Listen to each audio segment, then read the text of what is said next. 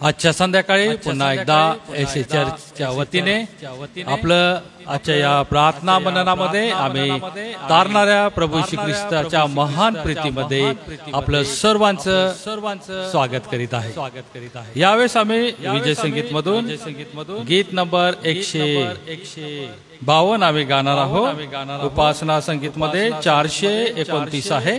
विजय संगीत मधून गीत नंबर 152। मी विनंती करतो की आदरणीय रेव्हरंड सॅमसन जयकर बाळक साहेब पुढे येतील आणि गाऊ लागतील। आम्ही सर्व मिळून प्रभूची स्तुती करणार आहोत।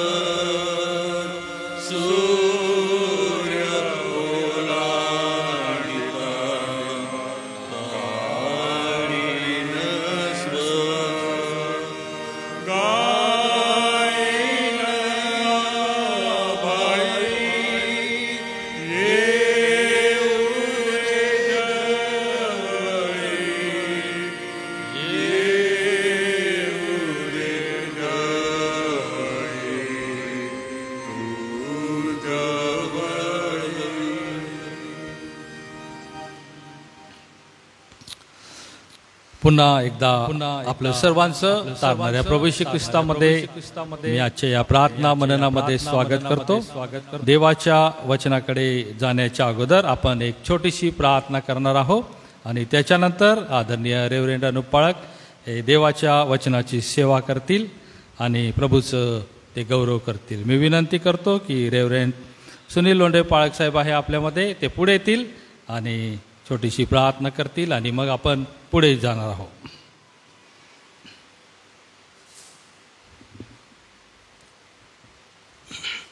प्रार्थना करू. आमच्या प्रिय देवबापा, तुझे आभार मानतो, तुझी स्तुती करतो, कारण की पुन्हा एकदा प्रभू या सायंकाळच्या वेळेस तू आम्हाला सर्वांना या ठिकाणी एकत्र केलं. तुझ्या भक्ताच्याद्वारे तुझं वचन ऐकण्याची संधी तू आम्हाला दिलेली आहे, त्याबद्दल आम्ही तुझे आभार मानतो, तुझी स्तुती करतो. देवबापा, आज त्यांच्याद्वारे तू आमची नव्याने तू भेट घे आणि प्रभू जे काय आशीर्वाद तू आमच्यासाठी राखून ठेवलेले आहे ते देवबापा तू आम्हाला द्यावेस अशी आमची प्रार्थना आहे. आम्ही तुझे आभार मानतो, कारण की प्रभू तू आमच्या प्रार्थना ऐकतोस आणि वेळोवेळी तू आमचं सहाय्य करतोस. पावसासाठी आम्ही प्रार्थना केल्या आणि देवबापा तू आमची प्रार्थना ऐकून चांगल्या प्रकारचा पाऊस दिला, त्याबद्दल आम्ही तुझे मनापासून आभार मानतो, तुझी स्तुती करतो. प्रभू तुला धन्यवाद देतो. आमची हीच प्रार्थना की वेळोवेळी अशाच प्रकारचं पर्जन्यवृष्टी होऊ दे आणि सर्वत्र ते पाण्याची गरज आहे देवबापा, भविष्यामध्ये ती निवारण व्हावी यासाठी देवा तू तुझ्या कृपेची मोठी वेळोवेळी उघडावीस आणि सर्वत्र चांगल्या प्रकारचा पाऊस द्यावास अशी आमची प्रार्थना आहे देवबापा. विशेषतः देवबापा आज पुन्हा एकदा जे आजार आहे त्यांच्यासाठी आमची विशेष प्रार्थना आहे देवबापा. तू सर्वांना ओळखतोस, प्रत्येकाची नावं तुला ठाऊक आहेत देवबापा. आमची प्रार्थना आहे की तू प्रत्येक तुझ्या लेकराला तू स्पर्श कर आणि त्यांना तू लवकर आरोग्य दे आणि त्यांच्याद्वारे तुझा गौरव होऊ दे अशी आमची प्रार्थना आहे देवबापा. आज आम्ही सर्व तुझ्या दास या ठिकाणी एकत्र जमलेलो असताना देवबापा आम्ही तुझ्या वचनाकडं आमची दृष्टी लावतो आणि तुझ्या दासाच्याद्वारे जो काही निरोप आमच्या प्रत येणार आहे देवबापा त्यासाठी तू आमची तयारी कर. विशेषतः जे ऑनलाईन प्रभू तुझं वचनाचं लाभ घेत आहेत, तुझं वचन ऐकत आहेत देवबापा, तू त्यांनासुद्धा आशीर्वाद देत आणि इतकंच नव्हे परंतु त्यांच्याबरोबर आमच्या सर्व मंडळीलासुद्धा आशीर्वाद द्यावास अशीसुद्धा आमची प्रार्थना आहे देवबापा. पुढील सर्व वेळ देवबापा आम्ही तुझ्या कृपेच्या स्वाधीन करतो. तुझ्या भक्ताला आज तुझं वचन सादर करण्यासाठी तुझा शब्द दे, विचार दे आणि पवित्र आत्म्याचं मार्गदर्शन दे आणि त्यांच्याद्वारे देवबापा आज पुन्हा एकदा नव्याने तू आमची भेट घे. ही प्रार्थना प्रभू येशूच्याद्वारे करतो म्हणून तू ऐक. आमेन.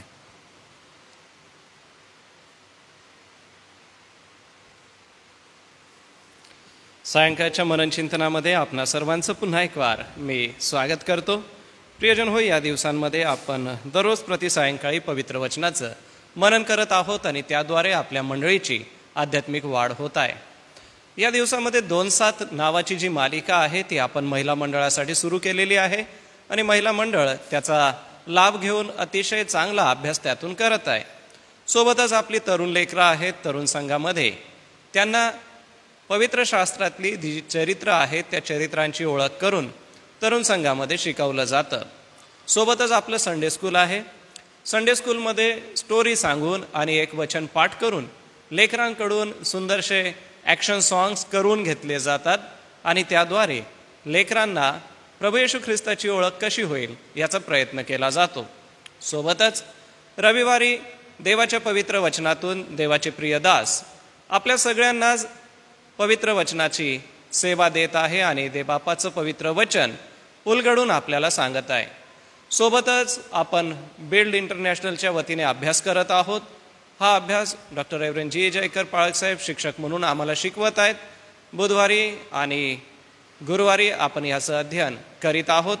खरं सांगायचं झालं तर मंडळीच्या वाढीसाठी हे वेगवेगळे प्रयत्न आहेत.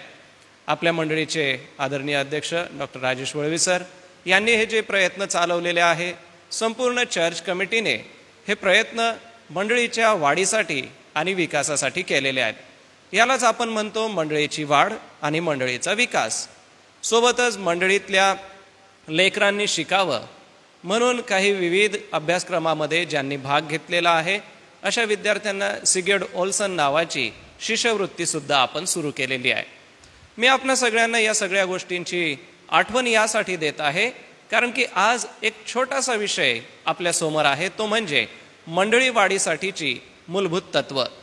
आदरणीय रेव्हरंड सॅमसन जयकर पाळक साहेब यांनी हा विषय हाताळलेला आहे, परंतु मी थोडक्यामध्ये त्यावरती प्रकाश टाकेल कारण की पाळक साहेब अतिशय सुंदर एका सूत्रबद्ध पद्धतीने दररोज शुक्रवारी त्याविषयी मनन देत आहे. तर आपण शुक्रवारचं मनन मंडळीच्या वाढीची तत्व याबद्दल ऐकत आहोत.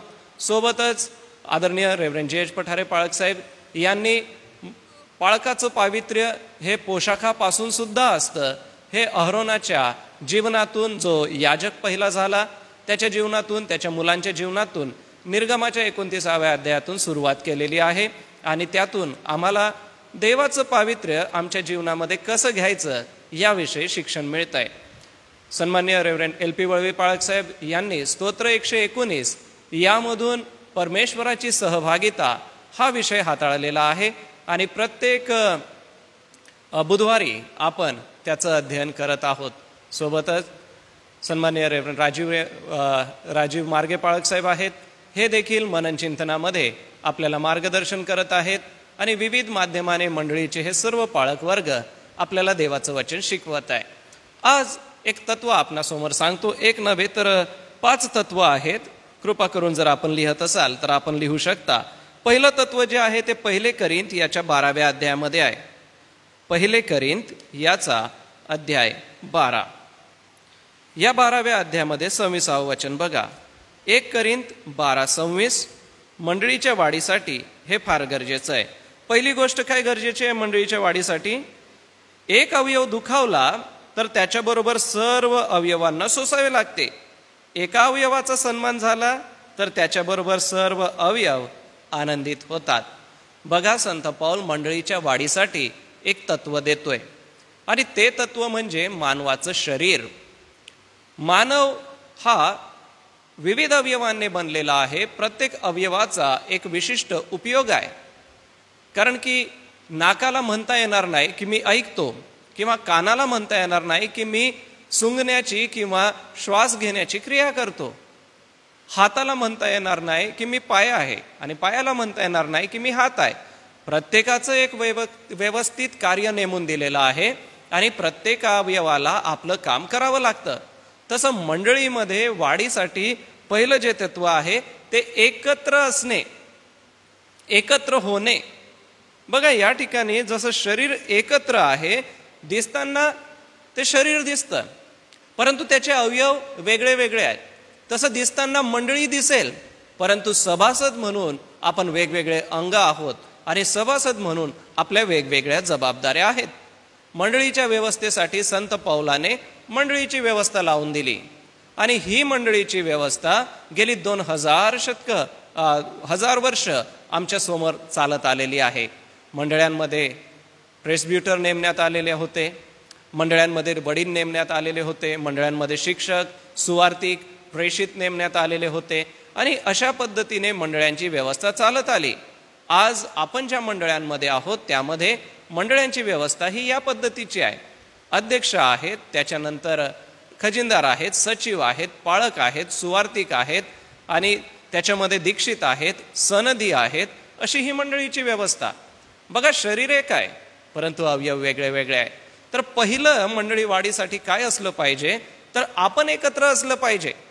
ज्या ठिकाणी सहभागिता किंवा ज्या ठिकाणी सभासदांचं एकत्र मिळणं होत नाही, ज्या ठिकाणी सभासद एका दिलाचे, एका जीवाचे, एका मनाचे होत नाही, त्या ठिकाणी ते शरीर, त्याचं जे स्वरूप आहे ते चांगल्या रीतीने दिसून येत नाही. या ठिकाणी संत पौल मंडळीला हे शिकवत आहे की आपण असं असलं पाहिजे की एक अवयव दुखावला तर संपूर्ण शरीराला ते सहन करावं लागतं आणि एका अवयवाचा सन्मान झाला म्हणजे संपूर्ण शरीराचा सन्मान केला जातो. उदाहरणार्थ, अंगठ्याला ठेच लागली परंतु त्याच्या वेदना संपूर्ण शरीराला होतात. अंगठ्याला ठेच लागली, अंगठा तर छोटा अवयव आहे, त्याच्यातून रक्त गेलं किंवा तो सुजला तर संपूर्ण पाय ठणकतो आणि त्याच्या ज्या वेदना आहे संपूर्ण शरीराला होता. वेळ प्रसंगी ताप येतो आणि आपल्याला फार बेजार झाल्यासारखं वाटतं.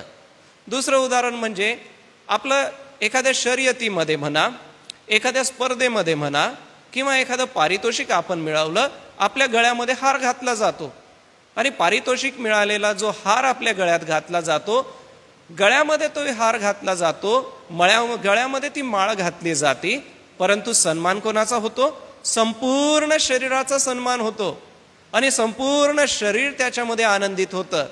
बघा, मंडळीची जी सहभागिता आहे ती अशी असली पाहिजे. पहिलं तत्व आपण शिकलं की मंडळीच्या वाढीसाठी किंवा मंडळीच्या सर्वांगीण विकासासाठी काय केलं पाहिजे? आपण एकत्र असलं पाहिजे. दुसरं तत्व आहे रोमकरासपत्र 12व्या अध्यायामध्ये. रोमकरासपत्र 12वा अध्याय आणि वचन 15 मी आपणासाठी वाचतो. रोम याचा अध्याय 12 आणि वचन 15 बघा. ते येण्याप्रमाणे, आनंद करणाऱ्यांबरोबर आनंद करा आणि शोक करणाऱ्यांबरोबर शोक करा. दुसरं तत्व ह्याच एका वाक्यात आहे. जे आनंद करतात त्यांच्याबरोबर आनंद करा आणि जे शोक करीत आहेत त्यांच्याबरोबर शोक करा. आनंदाचे प्रसंग असतात, वाढदिवस आहे, विवाह प्रसंग आहे, किंवा पारितोषिकाचा प्रसंग आहे, किंवा एखादी आनंदाची बातमी आहे. त्यावेळेला आपण आनंद करणाऱ्यांबरोबर आनंद करतो. परंतु या पलीकडे जे दुःख करत आहेत त्या दुःख करणाऱ्यांच्या सोबत देखील आपण सहभागिता घेतली पाहिजे. पहा, ही मंडळीच्या वाढीसाठी आणि विकासासाठीच्या महत्त्वाच्या गोष्टी आहे. पहिला आहे एकत्र असणं, दुसरं आहे आनंद करणं आणि शोकसुद्धा करणं. जे आनंद करत आहेत त्यांच्या आनंदामध्ये सहभागी व्हा आणि ज्या ठिकाणी दुःख आहे, वेदना आहेत, त्या दुःखात आणि वेदनेमध्ये देखील आपण सहभागी व्हा. ह्या गोष्टी आज आपल्यासाठी आहेत. दुःख होतं का? हो, वेगवेगळ्या गोष्टीचं दुःख आहे. परंतु हे जे दुःख आहे त्या दुःखामध्ये मंडळीतला सभासद एकटा नाही आहे. त्याच्यासोबत आम्ही मंडळीतली इतर जे सभासद आहोत ते तुमच्या दुःखामध्ये सहभागी आहोत, ही जाणीव आणि ही ओळख, ही आठवण आपण प्रत्येकाला दिली पाहिजे. ज्या ठिकाणी दुःखद घटना घडते त्या ठिकाणी मंडळी सगळी धावून जाते आणि मदत कार्यासाठी प्रत्येक व्यक्ती अतिशय स्वतःला झोकून देतो आणि स्वतःचा वेळ संपूर्ण त्यामध्ये देतो. स्वतःच्या जीवन कार्यातून जितकी मदत केली जाईल तितकी केली जाते. प्रियांनो, कोणी आजारी आहे का? त्यास भेटावयास जाणं गरजेचं आहे. कारण मत्ती 24, मी आजारी होतो तेव्हा तुम्ही मला भेटावयास आलात का? मी बंदी शाळेत होतो त्यावेळेला तुम्ही मला भेटलात का? या गोष्टी आपल्याला केल्या पाहिजे, नाही का? मंडळीच्या सर्वांगीण वाढीसाठी आणि विकासासाठी ही दुसरी गोष्ट आहे की जो आनंदी आहे त्याच्यामध्ये जाऊन त्याला आनंदात सहभागी व्हा. कारण जो आनंद करतो त्याच्यामध्ये आनंद करणं आपलं कर्तव्य आहे. आणि दुसऱ्या बाजूला जो दुःख करत आहे, जो वेदनेमध्ये आहे, जो अडचणीमध्ये आहे, ज्याला मायेचे 2 शब्द ऐकण्याची गरज आहे, ज्याला मार्गदर्शनाची गरज आहे, अशा व्यक्तीला आपण जाऊन नक्कीच मदत करा. दुसरं तत्व आनंद आणि शोक आणि त्याच्यामध्ये आपली सहभागिता. आता तिसरं तत्व गलतीकरासपत्र अध्याय 6. गलतीकरासपत्र अध्याय 6 आणि वचन 2.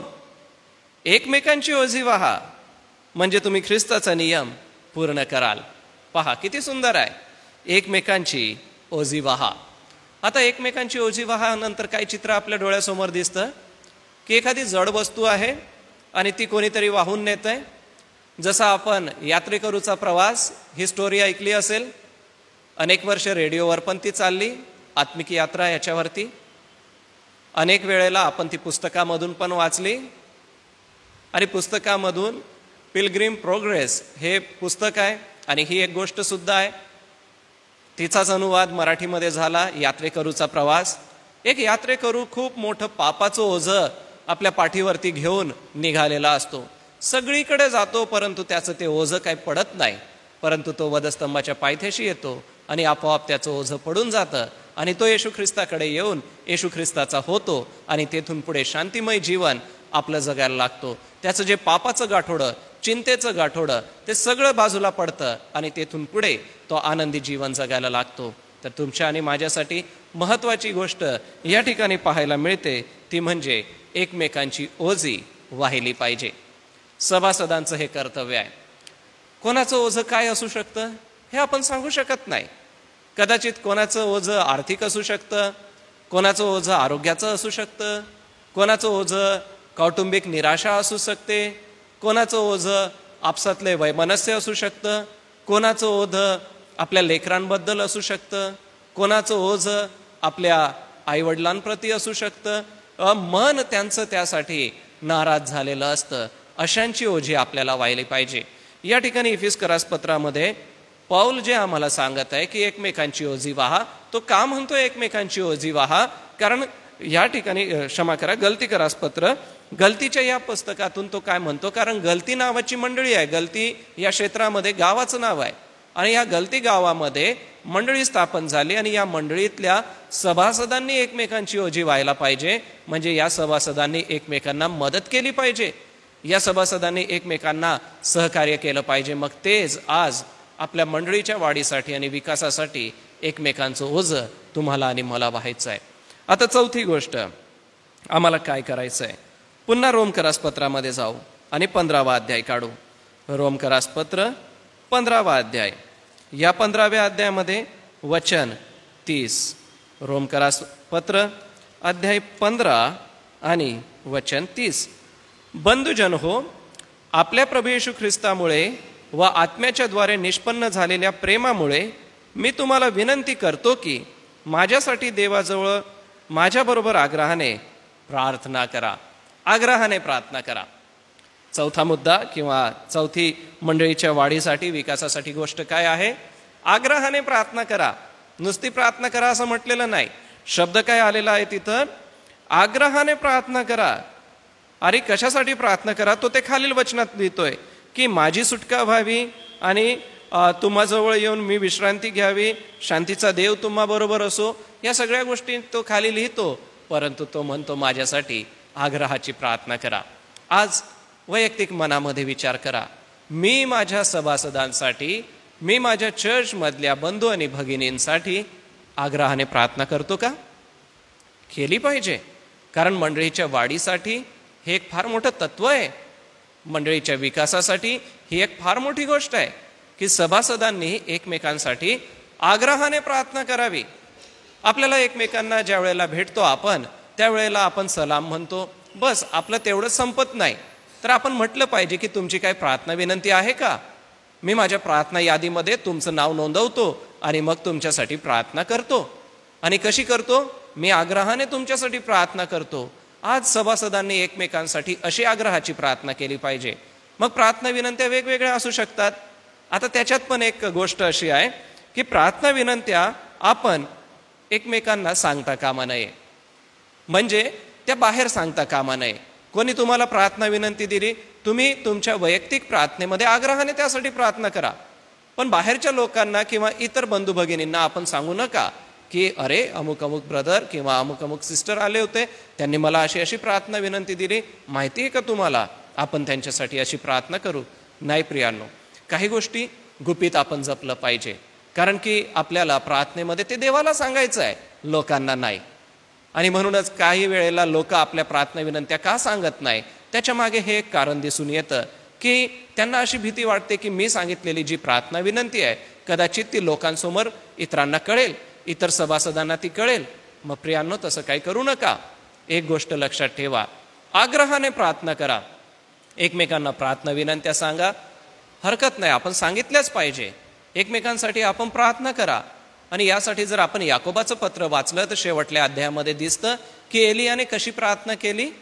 पाऊस पडू नये म्हणून 3 वर्ष पाऊस पडला नाही आणि नंतर त्याने प्रार्थना केली, मग पाऊस पडला. याचा अर्थ तुमची प्रार्थना 3 वर्ष पर्यंत आपलं केवळ त्याला बंधन मी म्हणत नाही, त्यांना काळवेळमध्ये प्रार्थनेला आपण बांधून ठेवता कामा नये किंवा बांधता येणार नाही, परंतु त्याची ही विनंती देवाने मान्य केली आणि ऐकून घेतली. यास तो तुम्ही निरोगी व्हावे म्हणून आपली पातके एकमेकांजवळ कबूल करा, असंही देवाचं वचन याकोबाच्या पत्रात म्हणतं. मग आग्रहाची प्रार्थना करा, एकमेकांसाठी आग्रहाची प्रार्थना करा. आणि आता 5वं शेवटलं तत्व आहे ते इब्री लोकास पत्रामध्ये आहे. इब्री 10वा अध्याय, इब्री लोकास पत्र 10व्या अध्यायामध्ये जाऊ आपण. आणि ह्या 10व्या अध्यायामध्ये आपणासमोर मी ते ठेवतो. इब्री लोकास पत्र 10वा अध्याय वचन 24. बघा ते असं आहे, आणि प्रीती व सत्कर्मे करावयास उत्तेजन येईल असे एकमेकांकडे लक्ष देऊ. प्रीती करा आणि सत्कर्म करा. मंडळीच्या वाढीसाठी, मंडळीच्या विकासासाठी एकमेकांवर प्रीती असली पाहिजे आणि सत्कर्म सुद्धा असली पाहिजे. प्रीती करणं म्हणजे देवाने जशी केली तशी, ज्याला अगापे म्हणतात अशी प्रीती. आणि सत्कर्म म्हणजे चांगली कर्म. आपल्याला एकमेकांसाठी चांगली कर्म, चांगल्या गोष्टी ह्या करायच्या आहेत. सत्कर्म करणारे असे बनूया. बघा, मंडळीच्या वाढीसाठी, विकासासाठी 5 गोष्टी आपण बघितल्या. 1 करीन 12व्या अध्यायाच्या 26व्या वचनामध्ये एकत्र असणे, रोम 12:15 मध्ये आनंद करणे आणि दुःख करणाऱ्यांबरोबर दुःख करणे, गलतीकरास पत्र 6व्या अध्यायाच्या 2ऱ्या वचनामध्ये एकमेकांचं ओझं वाहणं, रोमकरास पत्र 15व्या अध्यायाच्या 30व्या वचनामध्ये आग्रहाने प्रार्थना करणं आणि इब्री लोकास पत्र 10व्या अध्यायाच्या 24व्या वचनामध्ये एकमेकांना प्रोत्साहन देणं किंवा सत्कर्म करणं आणि प्रीती करणं. बघा, या 5 गोष्टी आहेत ज्या आपल्या आध्यात्मिक जीवनाला, मंडळीच्या वाढीला आणि मंडळीच्या विकासाला कारणीभूत ठरतील. तर आपण या प्रार्थना आपल्या जीवनामध्ये करूया व अधिक आणि अधिक आपण पुढे जाऊया. यावेळेला पुढील वेळ मी सन्माननीय रेव्हरंड राजीव मार्गे यांच्या हातामध्ये देतो. ते आपल्याला प्रार्थना विनंत्या सांगतील आणि मग आपण प्रार्थनेत पुढे जाऊया.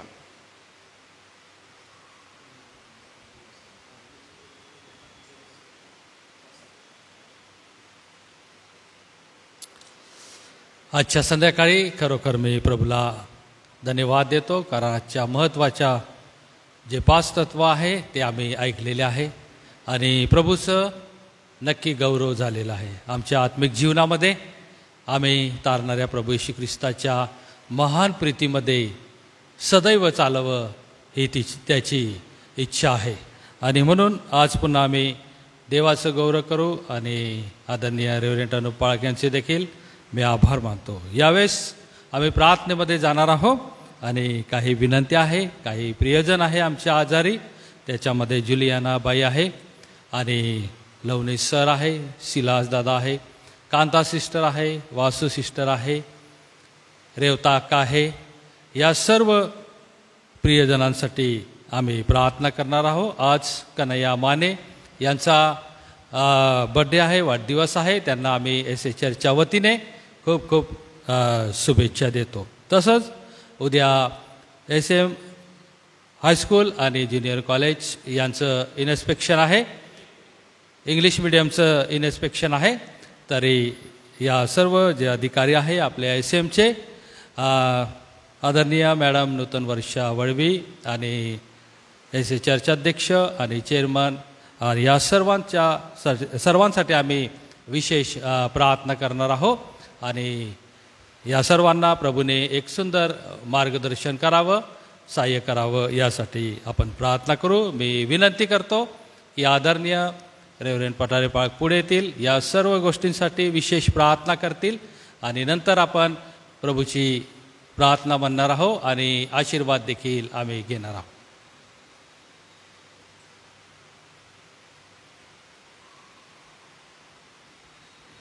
प्रार्थना करू आपण. देवबापा, आम्ही तुला धन्यवाद देतो. आज पुन्हा एक वार या सायंकाळी या थोड्या वेळासाठी हे मनन चिंतन करण्यासाठी आम्हाला वेळ दिला. आम्ही मनापासून तुझे आभार मानतो. आज सायंकाळच्या मननामध्ये जी वचनं आम्ही ऐकलेली आहेत ती तुझी पवित्र आणि सत्य जिवंत वचनं आहेत. प्रभू, मंडळी ही तुझं शरीर आहे. या शरीरामध्ये ऐक्य असावं. या शरीरामध्ये प्रभू एकमेकाप्रती आस्था असावी. एकमेकाच्या सुखदुःखामध्ये आम्ही सहभागी व्हावं आणि प्रभू आनंद करणाऱ्याबरोबर आनंद, दुःख करणाऱ्याबरोबर दुःख आणि शोक करणाऱ्याबरोबर शोक, एकमेकासाठी आम्ही मध्यस्थी करावी, प्रार्थना करावी, एकमेकाचं ओझं व्हावं. एवढंच नव्हे तर प्रभू मंडळीच्या प्रती आम्ही आस्थेवाईकपणाने वागून आम्ही एकमेकाप्रित्यर्थ सत्कर्मे करावी आणि प्रभू याद्वारे ख्रिस्ताला उंच करावं. म्हणून प्रभू आम्ही प्रार्थना करतो. ही पंचतत्व प्रत्येकाने आत्मसात करून प्रभू आपली आणि मंडळीची आत्मिक उन्नती करावी. म्हणून प्रभू ती फायदेशीर आहेत. आम्ही प्रार्थना करतो या वचनांच्याद्वारे तू आम्हाला आशीर्वाद दिलास, तुझे आभार मानतो. आज सायंकाळी आम्ही पुन्हा तुझ्याकडे धावा करतो, खास करून पावसासाठी. प्रभू आजूबाजूला चांगला आणि भरपूर पाऊस पडत आहे. आम्ही देखील मोठ्या अपेक्षेने तुझ्याकडे विनवणी करत आहे. तू आम्हाला जो पाऊस देत आहे त्याबद्दल आम्ही तुझे आभार मानतो. तरी पण प्रभू आम्हाला समाधानकारक असा जरी पाऊस नाही तरी आम्ही तुझ्याकडे दृष्टी लावतो. तू आम्हाला विपुल पाऊस दे आणि देवबापा आमच्या या क्षेत्रामध्ये सर्व आम्हाला आबादी आबाद तू कर. आज आम्ही सर्व आजारी प्रिय बंधू भगिनींसाठी प्रार्थना करतो. त्यांना तुझ्या पायाजवळ ठेवतो. तू त्यांना आरोग्य दे आशीर्वाद दे प्रभू आणि त्यांना या आजारातून लवकर बरं कर. आम्ही प्रार्थना करतो ज्या बहिणीचा वाढदिवस आहे तिला प्रभू या वाढदिवसाप्रित्यर्थ आशीर्वाद दे, दीर्घायू कर आणि त्यांच्या या नवीन वर्षातल्या पदार्पणामध्ये तू त्यांची वाटचाल तुझ्या हातात हात धरून त्यांना चालव. आज आम्ही प्रार्थना करतो की प्रभू जे ऑनलाईन जोडले गेलेले आहेत या मंदिरामध्ये आम्ही एकत्र आलेलो आहोत, तू आमच्याशी बोललेला आहे, आम्ही तुझे आभार मानतो. प्रभू आमच्या एशियन ट्रस्टच्या सेवा कार्याबद्दल धन्यवाद देतो. आतापर्यंत तू सर्व गोष्टींचा पुरवठा केलेला आहे.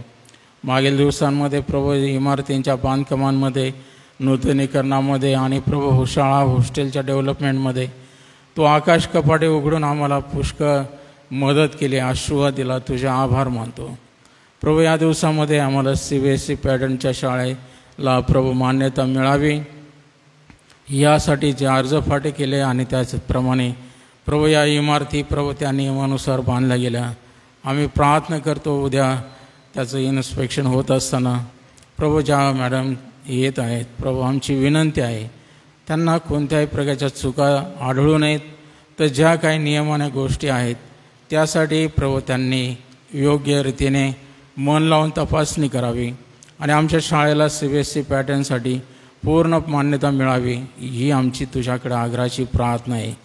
म्हणून प्रभू सर्व स्टाफ आणि मॅनेजमेंट त्यासाठी झटत असताना प्रभू या सर्व गोष्टी तुला गौरव देणाऱ्या आशा होऊ दे. प्रभू या दिवसामध्ये आमची आग्रहाची प्रार्थना आहे की आमच्या मंडळा तुझ्या ऐक्यामध्ये प्रीतीमध्ये वाढू दे आणि सर्वांना प्रभू आत्मिक दृष्टिकोन तू दे. आम्ही प्रार्थना करतो की प्रभू आमचे जे युनिट आहेत वेगवेगळ्या त्या प्रत्येक युनिटवर तो आपल्या आशीर्वादाचा हात ठेव आणि या आमच्या सेवेकरांना या बांधवांना प्रभू विश्वासूपणाचा आत्मा दे आणि त्यांनी विश्वासूपणाने मनोभावे प्रभू ही सेवा तुझी आहे आणि तुझ्या गौरवासाठी करण्यास प्रत्येकाला तू सहाय्य कर. आम्ही पुन्हा एक वार या सायंकाळी दिलेल्या संधीबद्दल या वेळेबद्दल आम्ही तुझा आभार मानतो. म्हणून या सप्ताहामध्ये प्रभू आम्हाला प्रतिदिन एकत्र येत असताना तू आम्हाला आशीर्वादाने भरून टाक. या सर्व प्रार्थना विनंत्या आम्ही तुझ्या चरणापाशी सादर करतो, त्या तू स्वीकार. तारणाऱ्या प्रभू येशूच्या नावाने मागतो म्हणून तो ऐक. आमेन. स्वर्गातील पित्या तुझे नाम पवित्र मानिलं जाओ, तुझे राज्य येऊ, जसे स्वर्गात तसे पृथ्वीवरही तुझ्या इच्छेप्रमाणे हो.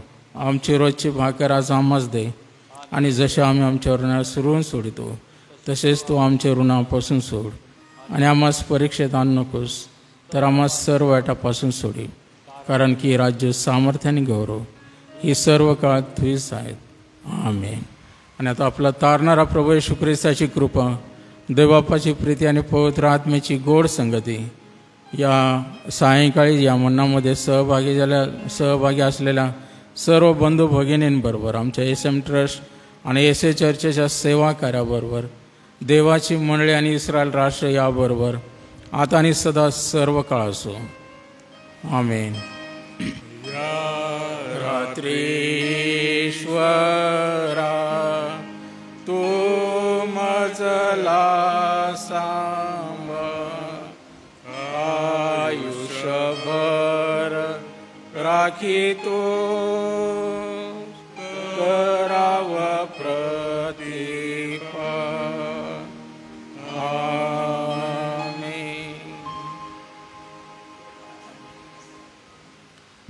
उद्या सायंकाळची पुन्हा एकदा सूचना आहे. उद्या 6 ते 6:30 पुन्हा एकदा प्रार्थना मनन राहील. आपल्या सर्वांना प्रेमपूर्वक आमंत्रण आहे.